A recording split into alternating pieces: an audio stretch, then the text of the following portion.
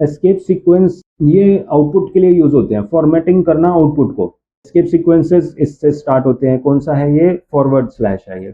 तो यहाँ पे सबसे पहले स्लैश ए लिखा हुआ है फॉर्मेट एस्केप सीक्वेंस में। ए का मतलब अलर्ट या बीप होता है, लेकिन इससे अब बीप आती नहीं है, वो पहले के कंप्यूटर्स में आती थी, अब ये सपोर्ट नहीं करता। स्लैश बीप की आवाज़, एक बीप ऐसी आवाज़ आती नहीं है कोई। स्लैश ये बैक स्पेस है। बैक स्पेस मतलब डिलीट करना होता है, कीबोर्ड में बैक स्पेस होता है, तो वो क्या काम करता है? डिलीट कर देता है। तो हमने यहाँ पे लिखा हेलो और फिर स्लैश बी, यानी कि बैक स्पेस 3 बार दबा दिए, 3 करेक्टर्स क्या हो जाएंगे? डिलीट हो जाएंगे। तो आउटपुट दिखा रखा है ये वाला। तो यहाँ पे केवल ही आया और यूजर का तो यूजर का पूरा आ गया। सबसे ज्यादा जो यूज होता है वो स्लैशन का यूज होता है। Slash n means new line. अगर हमने लिखा हेलो स्लैशन यूजर तो ये 2 लाइन में आउटपुट आएगा। स्लैश आर का भी बहुत रेयर यूज होता है, कैरेज रिटर्न, यानी कि ये भी एक एंटर का ही काम करता है। ये फाइल हैंडलिंग में ज़्यादा यूज होता है, तो फाइल हैंडलिंग में हम देखेंगे इसको कैसे यूज करेंगे। स्लैश टी ज़्यादा यूज होता है, ये पॉपुलर है। और ये क्या है? टैब है। कैप्स लॉक जो कीबोर्ड है उसमें कैप्स लॉक के ऊपर एक टैब का बटन है, और ये क्या करता है? स्पेस ज़्यादा देने के लिए यूज होता है। हेलो स्लैश टी यूजर, तो ये क्या करता है? 4 करेक्टर का स्पेस बीच में दे देगा।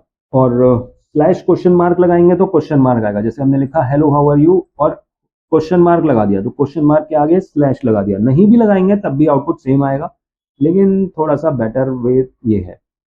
तो आउटपुट में स्लैश प्रिंट नहीं होगा, क्वेश्चन मार्क ही प्रिंट होगा। एस्केप मतलब होता है हटाना। एस्केप सीक्वेंसेस है ना इनका नाम। एस्केप मतलब होता है हटाना।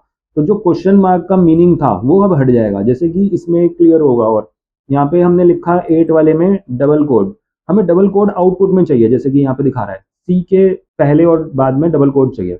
तो क्या लिखेंगे? यहाँ पे मैंने लिखा सी लैंग्वेज, सी को मैंने कर दिया कोड्स के अंदर। अब यहाँ पे कंपाइलर कंफ्यूज हो जाएगा, यहाँ पे स्टार्ट हुआ है, यहाँ पे एंड हुआ है, ये हमने दिया है, लेकिन वो क्या समझेगा? वो समझेगा यहाँ स्टार्ट हुआ है और यहाँ एंड हुआ है, क्योंकि स्टार्ट और एंड का जो कोड होता है वो सेम ही होता है। उसको ये डिफरेंस नहीं पता चलेगा कि ये स्टार्ट है और ये एंड है।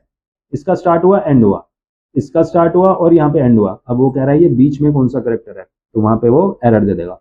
तो हमें बताना है कि ये जो करेक्टर हमने डबल कोड लगाया है ये कोई स्पेशल करेक्टर नहीं है, तो इसका जो मीनिंग है वो हटा दिया हमने, स्लैश लगा दिया, इसका भी मीनिंग हटा दिया। तो आउटपुट में कैसा आया?